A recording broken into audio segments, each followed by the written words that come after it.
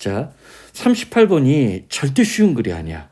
이게 이제 언어학에서 냈더라고.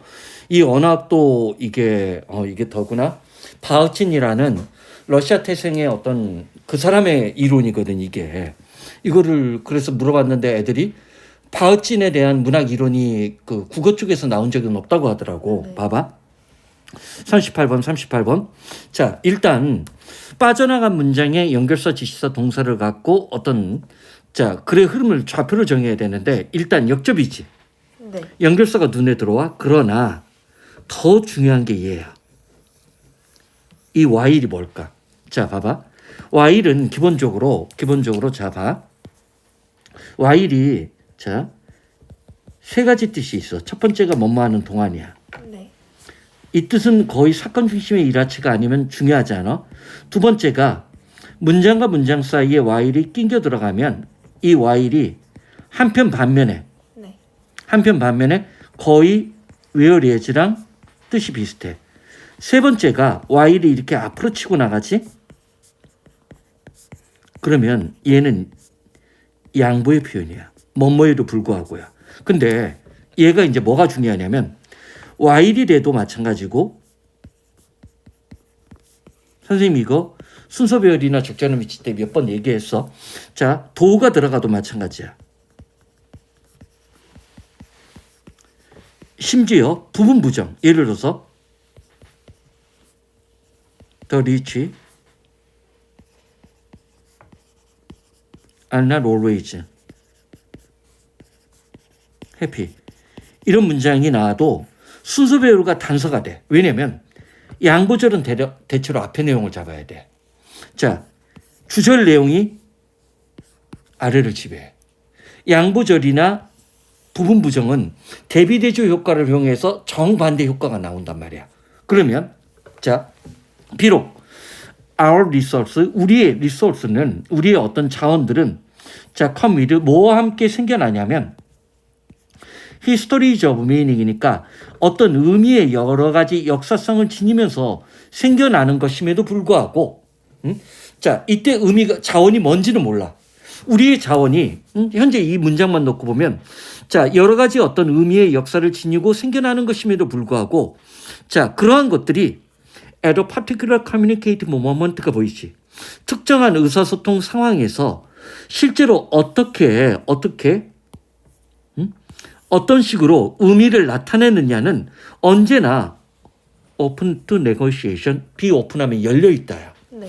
언제나 협상의 여지가 열려있다지. 그러면 이 협상이라는 말을 받을 표현이 뒤에 나와야 돼. 자, 앞부분에는 이해가 나와야 돼. 자, 그 여러 가지 자원, 사실 이게 지금 무슨 말인지 몰라. 응? 자, 들어가 보자고. 이 글이 굉장히 어렵다고, 독해 난이도로는 선생님이 개인적으로 얘가 제일 어려웠다고 평가해. 봐. 자, 첫 번째 문장. linguistic resource, 우리가 사용하고자 선택하는 언어적 자원. 단어가 될 수도 있고, 문장이 될 수도 있고, 말이 될 수도 있어. 또는 아니면 바디랭귀지가 될 수도 있어. 우리가 사용하고자 선택하고 있는 언어적 자원. 그러면 여기 자원이 아까 언어적 자원이지. 그 언어적 자원은 우리에게 다가오는 게 아니야. 생겨나는 게 아니야. 뭐로? 자, 여기 낫이 나오고 레더리 나왔으니까 이 첫 문장에서 나대의 법비 구조를 썼지. 네. 텅 빈 형태로 언제든지 우리가 우리의 어떤 개인적인 의도를 채울 수 있는 준비가 돼 있는 그런 텅 빈 형태로 생겨나는 것이 아니라고 했어. 우리가 사용하고 있는 단어나 우리가 사용하고 있는 구절이나 말이 내 개인적인 의도를 채울 수 있는 평빈 도구, 중립적인 도구나 수단이 아니란 얘기야. 응? 자, 이게 이제 전통 문법을 비판하는 언어학 이론이야. 네. 오히려 그것들은 우리가 사용하고 있는 단어나 문장 같은 경우는 우리에게 여러 가지 의미를 지닌 채로 already지. 그 안에 이미 담겨져 있는 어떤 의미를 갖고 있는 상태에서 오는 거지. 그 의미가 바로 아까 뭐라고 했어? 의미의 어떤 역사적인 것들이 있다는 거지. 예를 들어서 내가 이제 소뚜껑이란 예를 비로 들었어. 네.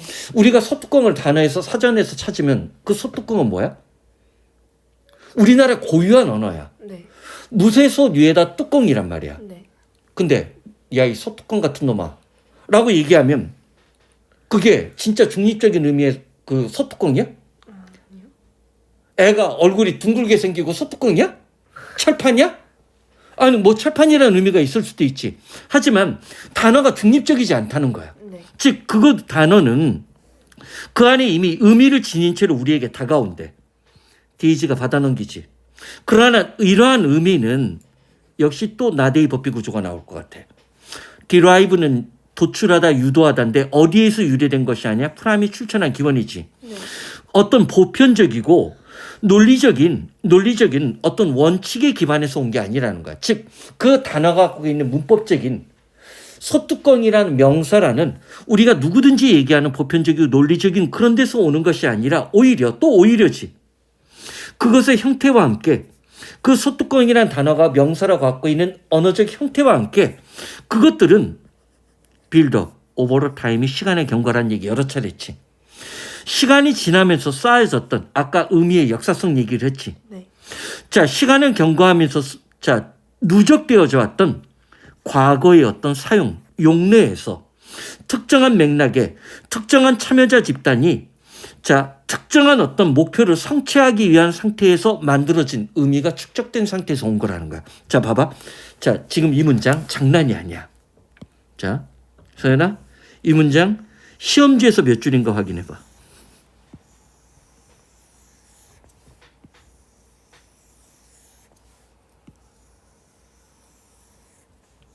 6줄이냐? 7줄이지. 네. 역대급이야.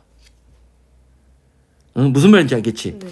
이러한 의미는 그러나 문법적인 원리나 원칙에 따르는 형식주의라고 얘기하거든.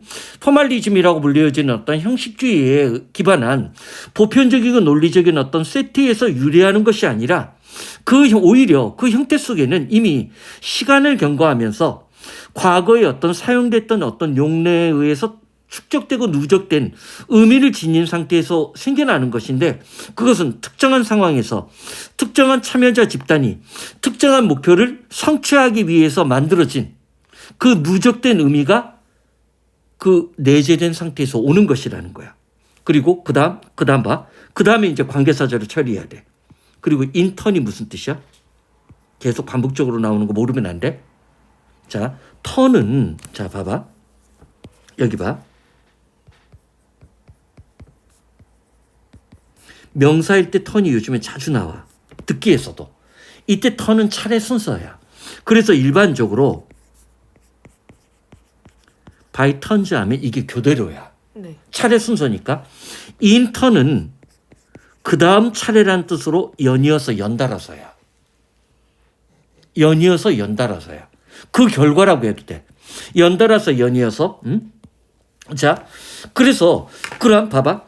특정한 상황에서 특정한 참여자들이 특정한 목표를 성취하기 위해서 사용되었던 과거의 용례로부터 누적된 상태에서 그 단어의 의미들, 우리가 사용하고 있는 어떤 문장의 의미들이 만들어진다라고 했어. 그리고 그것은 결과적으로 뭐 어떻게 형성되고 만들어지냐면 미리어드는 수없이 많은 문화적이고 잠깐만 여기서 이제 논리 독해를 해야 돼. 역사적이고 제도적인 어떤 힘에 의해서 만들어지는 거야. 즉 봐봐. 그러면 우리가 사용하고 있는 언어적 자원은 개인적이거나 객관적이거나 중립적인 것이 아니라는 거야. 그러면서 우리가 사용하고 있는 단어와 같은 언어적 자원은 문화적이면서 역사적이면서 제도적인 힘에 의해서 참여자들이 능동적으로 만들어낸 거야. 이게 이제 바우친의 굉장히 중요한 언어학 이론이거든. 네. 자, 봐봐. 그러면서 다시 한번. 자, 그러면 우리가 다시 한번 여기 봐봐. 또 컴이 나오지.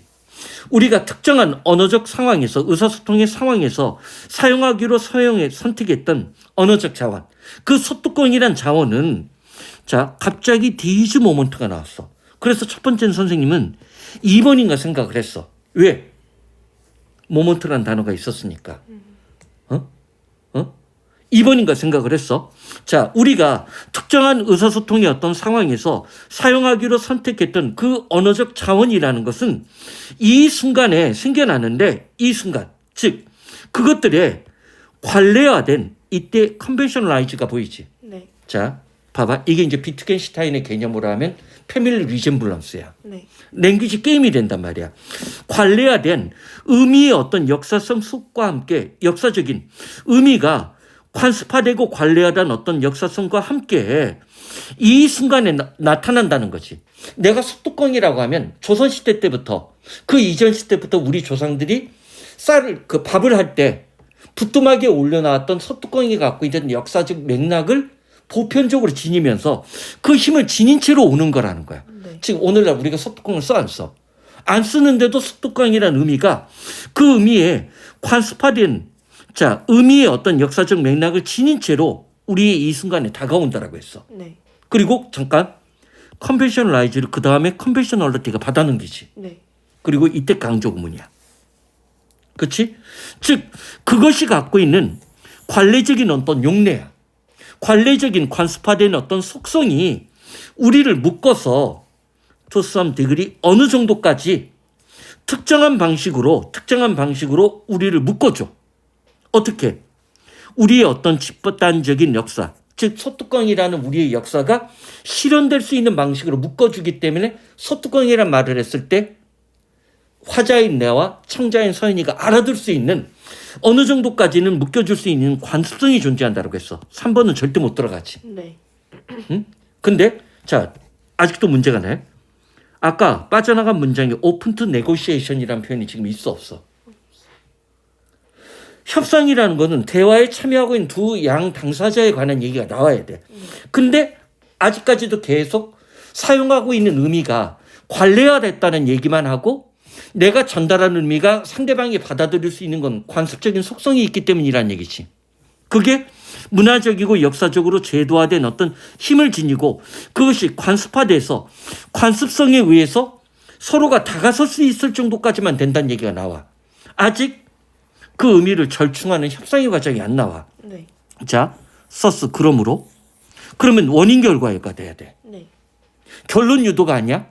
그러므로 in our individual use our linguistic resource 우리가 우리의 언어적 자원을 개별적으로 이때 individual이 개별적으로 사용하는 상황 속에서 우리는 to action이 보이지. 그럼 그게 negotiation이 되겠지. 두 가지 행동을 simultaneously 동시에 성취하는 거야. 그래야 두 가지 행동이라는 게 뭔가 보자고. 자, 우리는 그것들이 갖고 있는 전형적이고 역사적인 어떤 사용의 맥락, 즉 이게 관습성이야. 그 언어, 소뚜껑이라는 단어가 역사적으로 유래가 되어 있는 거, 이건 사전에 수록되어 있을 수도 있어. 그런 그 단어의 사용에 전형적이고 역사적인 맥락을 만들어. 그리고 동시에 봐봐, 위야. 왜 여기가 위야? 말을 하는 사람과 듣는 사람이겠지. 네. 응? 스피커와 리스너. 우리는 동시에 우리 스스로를 이러한 맥락 속의 어떤 관계, 상호작용의 관계지. 네. 이 상호작용의 관계가 뭐야? 협상의 관계지. 응? 그래서 4번이 되는 거야. 굉장히 어려운 소재였다는 거야. 즉, 자, 지시사의 원칙만 놓고 보면 2번이 될 수 있는데 2번 다음에 오는 얘기가 open to negotiation. 이 추상에 대한 구체가 뒷받침되지 않고 있다는 거야. 그리고 그 구체의 내용은 자, 우리는 언어의 관습성, 즉 그러면 자, 이 바우친의 이론이 굉장히 중요한 얘기가 뭐냐면 바우친이나 루카치 같은 사람들이 사회주의 리얼리즘에서 이탈해서 오늘날까지 존경받는 문학 이론가들이고 언어 철학자들이란 말이야. 자, 역사적으로 규정된 자, 언어가 갖고 있는 역사성, 사회성을 얘기했어. 근데 그 언어의 역사성, 사회성뿐만 아니라 동시에 이 맥락 속에서 나름의 어떤 관계를 통해서 새로운, 즉 소뚜껑이란 말을 새로운 의미를 부여할 수 있는 거야. 예를 들어서 개그맨이나 어떤 유명한 사람, 그런 사람들이 어떤 단어를 만들어. 웃긴 게 뭔지 알아? 선생님이 유명하게 만들어냈던 몇 가지 단어들을 요즘 개그맨들이 많이 써. 선생님이 만들어낸 말들이거든. 네. 그 말들을 요즘에 굉장히 사람들이 만들어내고 쓰고 있단 말이야. 그러면 그것이 그 맥락 속에서 상호작용의 관계 속에서 우리 자신을 새롭게 위치를 또 짓는 거야. 그러니까 과거의 의미가 그냥 규정되는 것이 아니라 오늘날 사용하는 의미에서 새롭게 의미가 또 재탄생이 될 수 있는 가능성을 이 문명에서는 열어놓는 거야. 굉장히 어려운 언어 철학이야. 난 선생님 깜짝 놀란 게 뭐냐면 이 지문을 100% 이해했는지 의심스럽다는 거야. 굉장히 어려운 지문이거든. 어?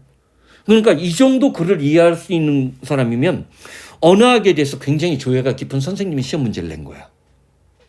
어? 이걸 제대로 이해할 수 있는 사람? 난 대한민국에서 진짜 거의 없다고 보거든. 굉장히 어려운 소재의 글이라고. 선생님 이 앞뒤에 있는 챕터를 다 읽어버린 거야. 그 정도로 어려운 소재였다는 거야, 얘가. 응? 바우친의 언어 이론은 그렇게 많이 널리 이용하는 것도 아니었거든. 오케이? 응?